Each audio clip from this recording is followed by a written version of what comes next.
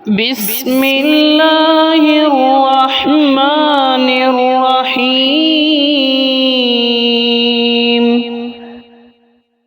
جی السلام علیکم ورحمۃ اللہ وبرکاتہ۔ امید کرتا ہوں اللہ تعالیٰ کی رحمت کے ساتھ آپ سب خیر و عافیت سے ہوں گے۔ آج کا ہمارا ٹاپک ہے قرآن پاک کے اندر ہم دیکھتے ہیں کہ اس طرح سے اکثر مقامات پر ہمیں 3 نقطے نظر آتے ہیں، جیسے کہ یہاں پہ دیکھیں، ایک مثال میں آپ کو دیتا ہوں، اولادکم کے بعد بھی 3 نقطے ہیں، یوم القیامت یہاں پر بھی 3 نقطے ہیں۔ آج ہم نے یہی دیکھنا ہے کہ یہ قرآن پاک کے اندر جو 3 نقطے ہیں یہ کیوں آتے ہیں اور اس کے اوپر وقف کرنے کا کیا طریقہ کار ہے۔ چلتے ہیں اپنی اسکرین پہ۔ جہاں پر بھی آپ کو اس طرح سے 3 نقطے نظر آئیں تو آپ سمجھ جائیں کہ یہ ایک سٹاپنگ سائن ہے، ایک وقف کی علامت ہے۔ اس وقف کو ہم معانقہ کا نام دیتے ہیں، ٹھیک ہے۔ اب معانقہ کسے کہتے ہیں؟ معانقہ کا لفظی معنی ہوتا ہے گلے لگنا، ٹھیک ہے۔ اگر میں ڈیٹیلز کے اندر جاؤں یا پھر میں اگر کہوں کہ یہ وقف کہاں پہ آتا ہے، یہ 3 نقطوں والا وقف کیسے آتا ہے، تو میں کہہ سکتا ہوں کہ یہ ہمیشہ تب استعمال ہوگا جب 2 وقف قریب قریب ہوں گے۔ 2 وقف بالکل قریب قریب ہوتے ہیں، پھر یہ سائن استعمال کیا جاتا ہے۔ جیسے کہ یہاں پہ دیکھیں، اس کی مثال میں آپ کو دیتا ہوں، اولادکم یہاں پر بھی وقف ہو رہا ہے، یوم القیامت یہاں پر بھی وقف ہو رہا ہے۔ یہاں پر دونوں وقف کیونکہ قریب قریب ہیں اس لیے یہاں پر علامت استعمال ہوئی ہے معانقہ کی، یعنی کہ 3 ڈاٹس استعمال کیے گئے ہیں، اولادکم کے بعد بھی، یوم القیامت کے بعد بھی۔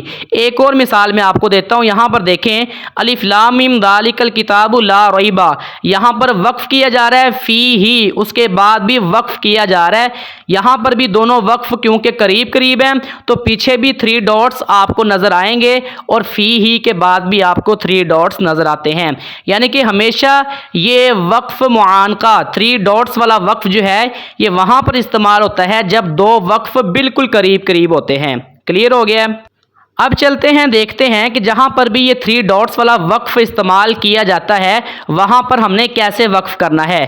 یہاں پر دیکھیں، جب بھی آپ کو یہ وقف دکھائی دے یعنی کہ 3 ڈاٹس آپ کو نظر آئیں، کیونکہ یہ تب استعمال ہوتا ہے جب 2 وقف بالکل قریب قریب ہوتے ہیں، میں نے بتا دیا ہے۔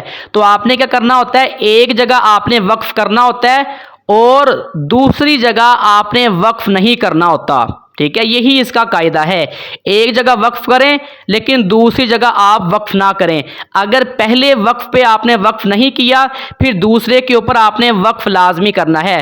مثال میں دیتا ہوں، یہاں پر دیکھیں، اولادکم اگر کوئی یہاں پر وقف کر لیتا ہے، یوم القیامت یہاں پر وہ وقف نہ کرے، ٹھیک ہے، ملا کے پڑھے، یوم القیامت یفصل بینکم۔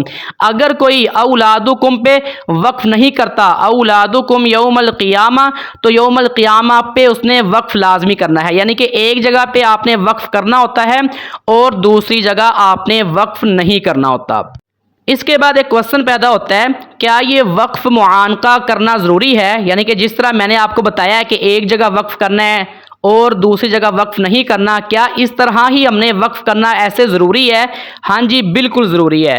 کیوں؟ اگر ہم اس طرح سے وقف نہیں کریں گے تو معنی کے اندر بگاڑ پیدا ہو سکتا ہے، معنی بگڑ سکتا ہے۔ مثال میں آپ کو دیتا ہوں، یہاں پہ دیکھیں، اب یہاں پہ دیکھیں، اس کو سمجھ لیتے ہیں، ذالک یہ الکتاب، کتاب سے مراد قرآن مجید ہے، لا نہیں ریبہ شک، اللہ تعالیٰ فرما رہے ہیں کہ کتاب جس میں کوئی شک نہیں ہے۔ اگر آپ یہاں پہ وقف نہیں کرتے، آپ پڑھتے ہیں لا ریب فیہ، فیہ کا مطلب ہوتا ہے اس میں، تو کیا معنی ہوگا، یہ کتاب اس میں کوئی شک نہیں ہے۔ اس کے بعد ھدی للمتقین، متقین کے لیے ہدایت ہے۔ اب ہم نے فیہ کس کے ساتھ ملایا ہے؟ لا ریبہ کے ساتھ ملایا ہے، لا ریب فیہ اس میں کوئی شک نہیں ہے۔ اب اگر میں لا ریب کے اوپر وقف کرتا ہوں اور فیہ کو ملاتا ہوں ھدن کے ساتھ، پھر کیا معنی بنتا ہے، ذالک الکتاب لا ریب، یہ کتاب نہیں ہے شک، فیہ ھدی للمتقین، فیہ مطلب اس میں ھدن ہدایت ہے، للمتقین متقین کے لیے، یعنی کہ ایک جگہ اگر آپ وقف کرتے ہیں اور فیہ کو اگر اگلے ھدن کے ساتھ ملاتے ہیں پھر بھی معنی جو ہے وہ چینج نہیں ہوتا، معنی کے اندر زیادہ فرق نہیں محسوس ہوتا۔ لا ریب فیہ، اس میں شک نہیں ہے، یا پھر فیہ ھدی للمتقین، اس میں ہدایت ہے متقین کے لیے۔ لیکن اس کے لیے ضروری ہے کہ آپ ایک جگہ وقف آپ لازمی کریں۔ اگر آپ ملا کے پڑھتے ہیں ذالک الکتاب لا ریب فیہ ھدی للمتقین، پھر معنی جو ہے اس میں بگاڑ پیدا ہو سکتا ہے، پھر آپ کو اچھے سے سمجھ نہیں آئے گی، ٹھیک ہے۔ یا تو فیہ کو اس کے ساتھ ملا لیں، لا ریب فیہ، اس میں کوئی شک نہیں ہے، یا پھر جو اس میں فیہ ہے نا، اس کو ہدن کے ساتھ ملا لیں، فیہ ھدی للمتقین، اس میں ہدایت ہے متقین کے لیے۔ لیکن اس کے لیے پھر ضروری ہے کہ آپ نے پیچھے وقف کرنا ہے، لا ریب کے اوپر آپ نے وقف کرنا ہے، ٹھیک ہے۔ اس طرح سے اگر آپ وقف معانقہ جہاں پہ 3 ڈاٹس ہوتے ہیں آپ اس کو اپلائی نہیں کرتے تو معنی کے اندر بگاڑ پیدا ہو سکتا ہے۔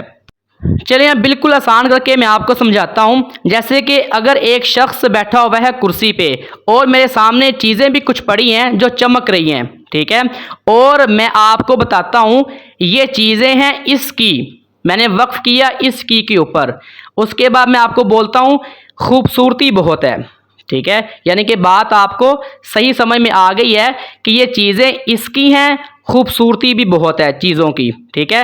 لیکن اگر میں اس کی جو لفظ ہے وہ خوبصورتی کے ساتھ جوڑتا ہوں تو وہ جو بندہ کرسی پہ بیٹھا ہوا ہے چیزیں اس کی نہیں رہتی، لیکن جملہ پھر بھی ٹھیک رہتا ہے۔ جیسے کہ یہ چیزیں ہیں اس کی خوبصورتی بہت ہے، ٹھیک ہے، یعنی کہ اب یہ چیزیں اس بندے کی نہیں ہوئیں، لیکن یہ ہو گیا کہ اس کی جو لفظ ہے وہ میں نے خوبصورتی کے ساتھ اس کو جوڑ دیا ہے، جملہ پھر بھی ٹھیک رہا ہے، ٹھیک ہے۔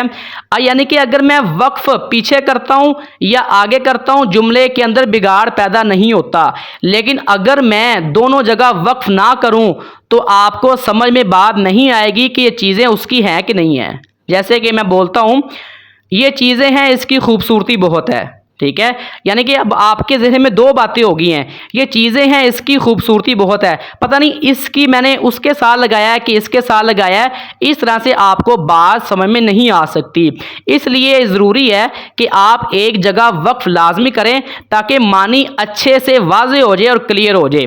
یہ صرف میں نے مثال دی ہے آپ کو سمجھانے کے لیے، امید کرتا ہوں کہ آپ کو مثال سے سمجھ بات آ گئی ہوگی۔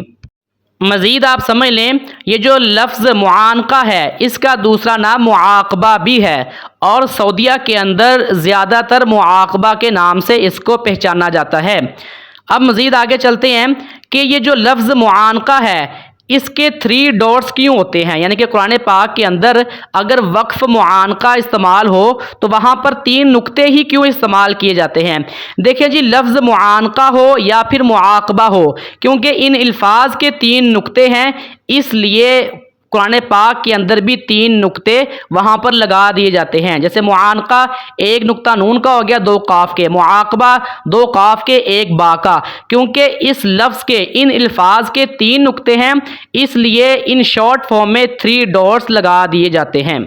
جہاں پر بھی یہ 3 ڈاٹس استعمال ہوں گے نا قرآن پاک کی لیفٹ سائڈ پہ یا پھر رائٹ سائڈ پہ آپ کو میم عین لکھا نظر آئے گا یا پھر معانقہ لکھا نظر آئے گا، ٹھیک ہے۔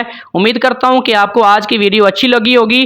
اللہ تعالی ہمارا حامی و ناصر ہو۔ السلام علیکم ورحمۃ اللہ وبرکاتہ۔